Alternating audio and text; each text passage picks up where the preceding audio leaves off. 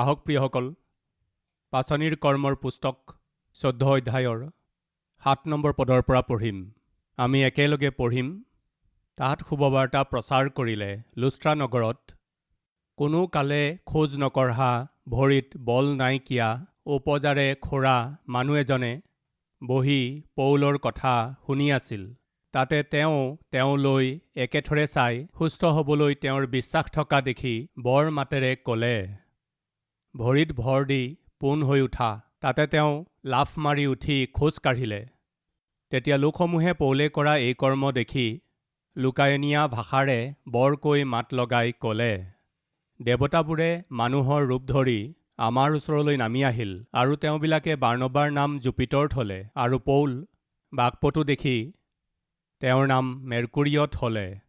পাছে নগৰৰ সন্মুখত থকা জুপিতৰৰ পুৰোহিতে বলদ গৰু আৰু ফুলৰ মালা দুৱাৰৰ ওচৰলৈ আনি লোকসমূহে সৈতে তেওঁলোকলৈ বলিদান কৰিবলৈ মন কৰিলে। কিন্তু পাচনিবিলাকে অৰ্থাৎ বাৰ্ণবা আৰু পৌলে এই কথা শুনি তেওঁলোকৰ কাপোৰ ফালি লোকসমূহৰ মাজলৈ লৰি গৈ ৰিঙিয়াই ক'লে, হে মানুহবিলাক, এনে কৰ্ম কিয় কৰিছা? আমিও তোমালোকৰ নিচিনা সুখ দুখ ভোগী মানুহহে। যিজনাই স্বৰ্গ, পৃথিৱী, সাগৰ আৰু তাৰ মাজত থকা সকলোকে স্ৰজিলে, তেওঁলৈ যেন তোমালোকে এই অসাৰ্থক দেৱতাবোৰৰ পৰা ঘূৰিবা, এই নিমিত্তে আমি তোমালোকৰ আগত শুভবাৰ্তা প্ৰচাৰ কৰিছোঁ। প্ৰিয়সকল, পৌল আৰু বাৰ্ণবাই ঈশ্বৰৰ পৰিচৰ্যা আৰু শুভবাৰ্তা লৈ লুস্ত্ৰা নামৰ নগৰলৈ গ'ল। লুস্ত্ৰা নামৰ নগৰখনত শুভবাৰ্তা শুনোৱাৰ কাৰণে যীশুখ্ৰীষ্টৰ নামত এজন লেঙেৰা ব্যক্তিক সুস্থ কৰাত এই বাক্যত যিদৰে লিখা হৈছে, পৌলক তাৰ লোকসকলে ভয়ানক ৰূপে মাৰিলে, শিল দলিয়ালে। তেওঁ মৰিল বুলি ভাবি আহক চাওঁ পাচনিৰ কৰ্ম 14 অধ্যায় 19 পদৰ পৰা। মৰিল বুলি ভাবি তেওঁক নগৰৰ বাহিৰলৈ টানি নিলে। লুস্ত্ৰা নামৰ নগৰত পৌলে এক তিতা অভিজ্ঞতাৰ মাজেৰে গ'ল। শুভবাৰ্তা প্ৰচাৰ কৰিবলৈ বুলি ভাবি যীশুখ্ৰীষ্টে সকলোৰে বাবে নিজৰ প্ৰাণ দিলে। গোটেই মানৱ জাতিৰ পাপৰ বোজা নিজৰ কান্ধত বুকি লৈ ক্ৰুচৰ ওপৰত বলি হ'ল, আৰু এতিয়া কোনো মানুহেই নিজৰ পাপৰ কাৰণে নৰকলৈ যাবলৈ প্ৰয়োজন নাই, কাৰণ যীশুৱে সকলোৰে কাৰণে নিজৰ প্ৰাণ বলিস্বৰূপে দিলে। ক্ৰুচৰ ওপৰত নিজৰ প্ৰাণ দি দিলে, মূল্য পৰিশোধ কৰিলে। এইদৰে পৌল আৰু বাৰ্ণবাই শুভবাৰ্তা প্ৰচাৰ কৰিছিল। তেতিয়া কি হ'ল? লুস্ত্ৰাত শুভবাৰ্তা শুনাই গৈ থাকোঁতে তেওঁলোকে যি আচৰিত কাৰ্য কৰিলে তাৰ কাৰণে 14 অধ্যায়ৰ প্ৰথম পদত দেখিলে জানিব পাৰিব। পাছে ইকনিয় নগৰত তেওঁলোক দুয়ো একেলগে যিহুদীবিলাকৰ নামঘৰত সোমাই এনেকৈ কথা ক'লে যে অনেক যিহুদী আৰু গ্ৰীক মানুহে বিশ্বাস কৰিলে। কিন্তু অবাধ্য যিহুদীবিলাকে ভাইবিলাকৰ অহিতে পৰজাতিবিলাকৰ মন উচতাই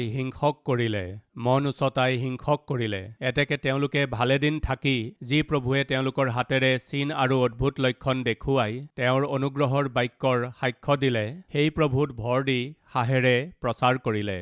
তাতে নগৰৰ লোকসমূহ দুভাগ হৈ কিছুমান যিহুদীবিলাকৰ, কিছুমান পাচনিবিলাকৰ ফলীয়া হ'ল। পাছে পৰজাতি আৰু যিহুদী লোকে আৰু তেওঁবিলাকৰ শাসনকৰ্তাসকলে তেওঁলোকক অপমান কৰিবলৈ আৰু শিল দলিয়াই মাৰিবলৈ চেষ্টা কৰিলত তেওঁলোকে তাৰ বুজ পাই লুকায়নীয়া দেশৰ লুস্ত্ৰা আৰু দৰ্বী নগৰ আৰু তাৰ চাৰিওফালৰ অঞ্চললৈ পলাই গৈ তাত শুভবাৰ্তা প্ৰচাৰ কৰিলে। পৌল আৰু বাৰ্ণবাই যলৈকে শুভবাৰ্তা শুনাবলৈ গৈছিল তাতেই মানুহে বিৰোধ কৰিছিল। তেওঁলোকে য'তেই বাক্য প্ৰচাৰ কৰিছিল তাত থকা যিহুদীসকলে এওঁলোকে অন্য শিক্ষা প্ৰচাৰ কৰিছে, যিজন ঈশ্বৰ নহয় তেওঁ ঈশ্বৰ বুলি তেওঁলোকে প্ৰচাৰ কৰি আছে। এইদৰে ভুল বুজি পৌল আৰু বাৰ্ণবাক সেই অঞ্চলৰ পৰা খেদিবলৈ চেষ্টা কৰিছিল। নিজৰ প্ৰাণ ৰক্ষা কৰি পৌল আৰু বাৰ্ণবাই লুস্ত্ৰা নামৰ চহৰখনলৈ আহিল, শুভবাৰ্তা প্ৰচাৰ কৰিলে। আৰু ইমানেই নহয়, ঈশ্বৰৰ সামৰ্থ্যৰে যিজন লোক জন্মৰ পৰাই লেঙেৰা আছিল সেই ব্যক্তিজনক, যিজনে অকণো খোজ কাঢ়িব নোৱাৰিছিল, তেওঁক ঈশ্বৰৰ শক্তিৰে সুস্থ কৰিলে। এইদৰে সুস্থ কৰাৰ পাছত তাৰ লোকসমূহে কেনেদৰে পৌলক বাৰ্ণবাক কান্ধত বুকি লৈছিল দেখিলোঁ। কিন্তু আচলতে কি হৈছিল? ইকনিয় নামৰ অঞ্চলৰ পৰা যিহুদী অধিকাৰীসকল আকৌ আহিল। আহি ক'বলৈ ধৰিলে, তোমালোকক আমি তাৰ পৰা খেদিছিলোঁ, তোমালোক ইয়ালৈ আহিলা। এতিয়া তোমালোক আৰু জীয়াই থকাৰ অধিকাৰ নাই। এই বুলি অন্যায়েৰে পৌল আৰু বাৰ্ণবাৰ ওপৰত শিল দলিয়াই মাৰিবলৈ চেষ্টা কৰিলে। মই ইয়াত ক'বলৈ বিচাৰিছোঁ যে সেইদিনা পৌল আৰু বাৰ্ণবাই যেতিয়া লুষ্ট্ৰা নগৰলৈ আহিল, আমি এই অঞ্চললৈ আহি কি পালোঁ? মাৰ খোৱাৰ পৰিৱৰ্তে আমাৰ ওপৰত শিল দলিওৱা হ'ল। অতি তিতা অভিজ্ঞতা, অতি তিতা সোঁৱৰণিবোৰ আমি ইয়াত পালোঁ। প্ৰিয়সকল, লুষ্ট্ৰা আৰু দৰ্বী এই দুয়োখন চহৰ দাঁতিকাষৰীয়া। বাইবেলত আপুনি যেতিয়াই এই নগৰ দুখন চালে ইহঁতৰ নাম আশে পাশে থাকে। আজি আমাৰ মাজত কোনোবা আছে নেকি? আমাৰ জীৱনত আমি পৰিশ্ৰম কৰি আছোঁ, আমি কষ্ট কৰি আছোঁ, কষ্ট কৰি পঢ়ি আছোঁ, পৰিশ্ৰমেৰে চাকৰি কৰি আছোঁ, কষ্ট কৰি ব্যৱসায় কৰি আছোঁ, পৰিশ্ৰমেৰে বিনিয়োগ কৰি আছোঁ, পৰিশ্ৰমেৰে কৃষি কাম কৰি আছোঁ, পৰিশ্ৰমেৰে উপাৰ্জন কৰি আছোঁ, কিন্তু নাজানো কিয় আমাৰ পৰিশ্ৰমৰ প্ৰতিফল হ'লে আমি দেখিবলৈ পোৱা নাই। আশীৰ্বাদ পাম বুলি ভাবিছিলোঁ, উন্নতি হ'ব বুলি আমি ভাবিছিলোঁ, লাভ পাম বুলি আমি ভাবিছিলোঁ, কিন্তু অৱশেষত দেখিলোঁ কেৱল তিতা অভিজ্ঞতাহে আমি পালোঁ। আজি আমাৰ জীৱন তিতা অভিজ্ঞতাৰ মাজেৰে পাৰ হৈ গৈ আছে। মই ভাবিছিলোঁ কিবা আৰু মই পালোঁ কিবা। মই প্ৰাৰ্থনা কিহবাৰ কাৰণে কৰিলোঁ, কিন্তু পালোঁ অন্য কিবাহে। মোৰ জীৱনত কেৱল তিতা অভিজ্ঞতাহে সোঁৱৰণি হিচাপে থাকি গ'ল। এনেকুৱা অৱস্থাৰ মাজেৰে কোনোবা গৈ আছে নেকি? তেন্তে আজি এই বাৰ্তা নিশ্চিত ৰূপে আপোনাৰ বাবেই। প্ৰিয়সকল, পৰিচৰ্যাৰ আৰম্ভণিতে মই ইংলেণ্ড দেশলৈ গৈছিলোঁ। প্ৰভুৱে মোক তালৈ লৈ গৈছিল। মই ভাবিছিলোঁ ইংলেণ্ড দেশলৈ যোৱাৰ পাছত মই যি পৰিচৰ্যা কৰি আছোঁ, যি পৰিশ্ৰম কৰি আছোঁ, ইয়াৰ বাবে কোনোবাই সহায় কৰিব বুলি ভাবি, পৰিচৰ্যাৰ কাৰণে কোনোবাই সহায় কৰিব বুলি ভাবি মই তালৈ গৈ বৰ আশাৰে অপেক্ষা কৰিলোঁ। তাত এদিন মই এটা চাৰ্চলৈ গ'লোঁ। তাত বৰ সুন্দৰকৈ আৰাধনা চলি আছিল। তাত ৪,০০০ লোকে আৰাধনা কৰি আছিল। জীৱনত মই প্ৰথমবাৰ দেখিছিলোঁ ১৯৯৯ চনত আমাৰ ৰাষ্ট্ৰত ইমান ডাঙৰ গীৰ্জাঘৰ ক'তোৱেই নাছিল। সেইকাৰণে মই দেখা নাছিলোঁ।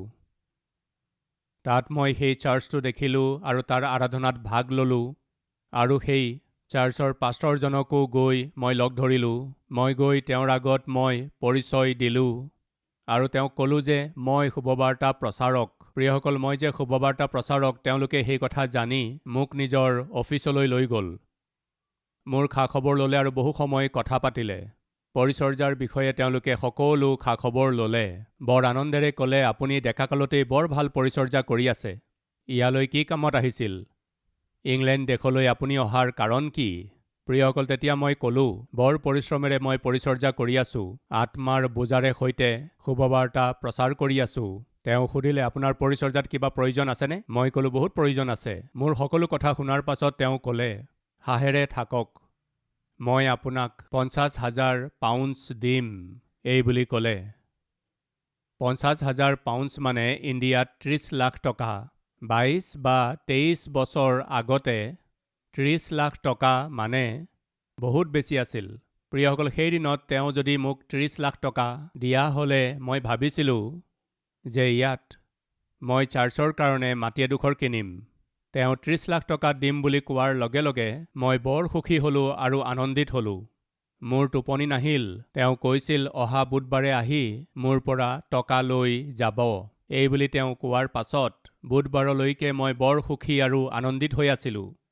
তেতিয়া মই পত্নীক পত্ৰ লিখি ক'লোঁ, আমাৰ কষ্ট দূৰ হ'ব। সেই সময়ত মই বহুতো ধাৰত আৰু চিন্তাৰ মাজেৰে গৈ আছিলোঁ। বুধবাৰে মই তেওঁক লগ কৰিবলৈ গ'লোঁ। তেওঁক মই লগ নাপালোঁ। কি কৰিম মই বুজি পোৱা নাছিলোঁ। সেই চাৰ্চত মই অকলে বহি আছিলোঁ। বহুত ডাঙৰ ঘৰ আছিল। তাত মই আঁঠু ল'লোঁ। সেই গীৰ্জাঘৰটো দেখি মোৰ বৰ বেজাৰ লাগিল। কিয় জানেনে, এনেকুৱা গীৰ্জাঘৰ মই নিজৰ দেশত কেতিয়াও দেখা নাই।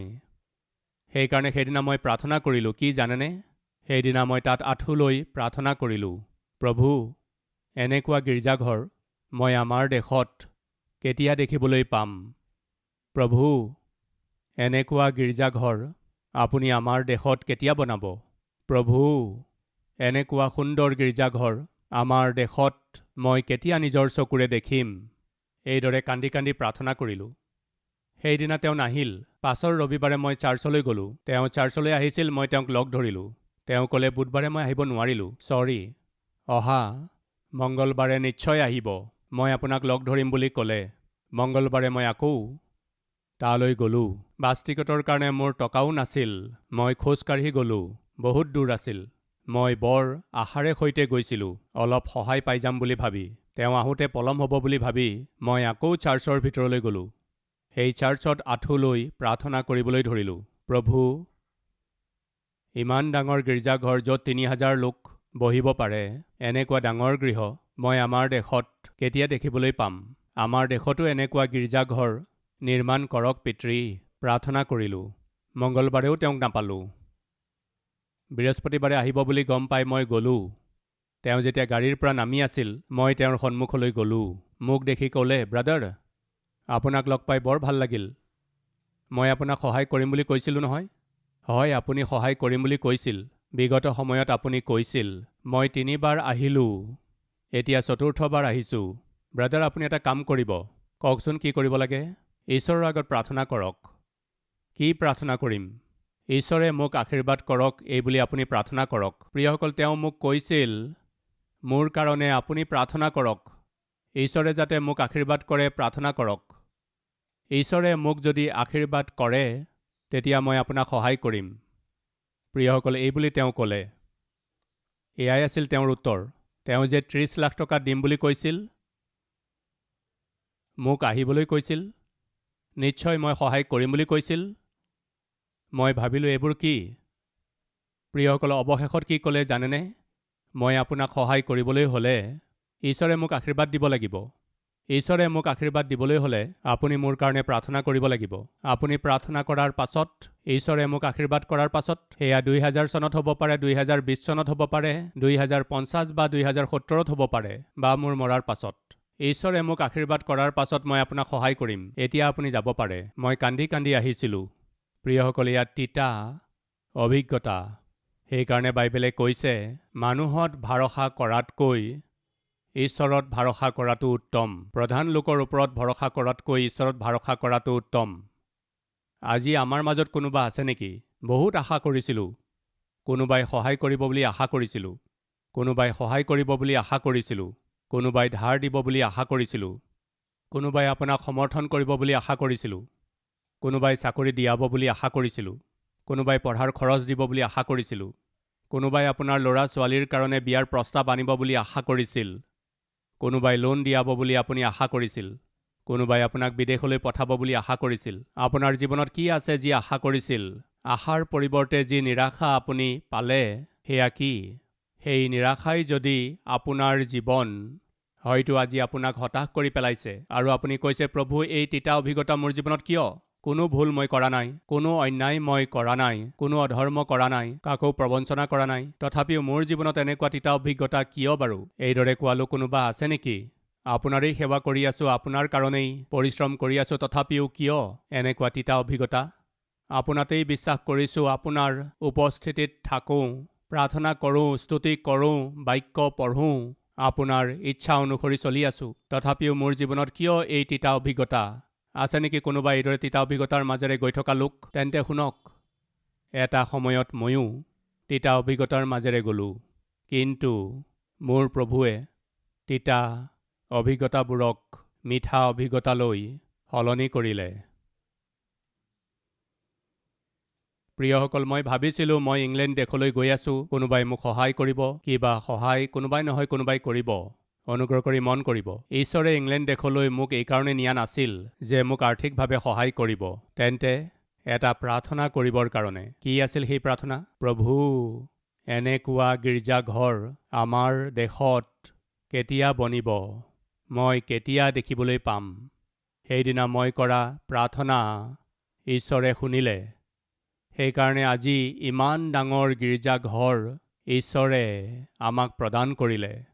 সেই মন্দিৰলৈ মই অন্য কাৰণ এটাত গৈছিলোঁ, কিন্তু সেই চাৰ্চত মই যি প্ৰাৰ্থনা কৰিলোঁ সেইটো বেলেগ আছিল। প্ৰিয়সকল, তেওঁ যদি সহায় কৰিলেহেঁতেন ৩০ লাখ টকা পালোহেঁতেন, কিন্তু ইমান ডাঙৰ গীৰ্জাঘৰ মই দেখিবলৈ নাপালোহেঁতেন।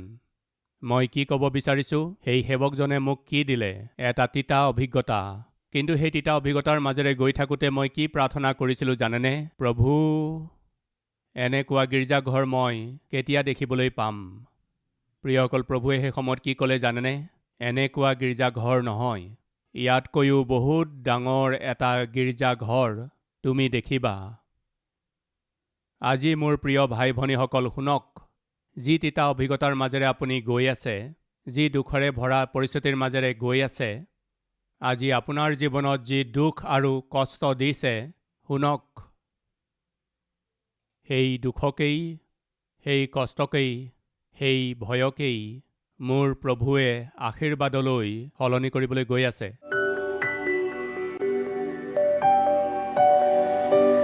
মহান পবিত্ৰ প্ৰেমময় দয়ালু পিতৃ ঈশ্বৰ, অতিকে উত্তম বাৰ্তাৰ দ্বাৰা আপুনি আমাক কথা ক'লে, সেইকাৰণে আপোনাক ধন্যবাদ স্তুতি অৰ্পণ কৰিছোঁ।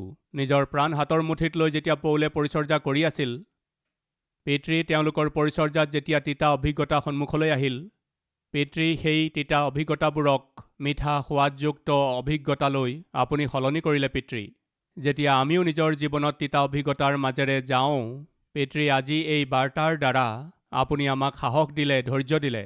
আজি আমি নিজৰ জীৱনত যি তিতা অভিজ্ঞতাবোৰৰ সোৱাদ পাই আছোঁ আৰু যি তিতা পথবোৰৰে গৈ আছোঁ, তাক মিঠা অভিজ্ঞতালৈ সলনি কৰিব, আশীৰ্বাদলৈ সলনি কৰিবলৈ গৈ আছে। পিতৃ, আপোনালৈ ধন্যবাদৰ উচৰ্গা আগবঢ়াই যীশুখ্ৰীষ্টৰ নামেৰে মাগিছোঁ পিতৃ, আমেন।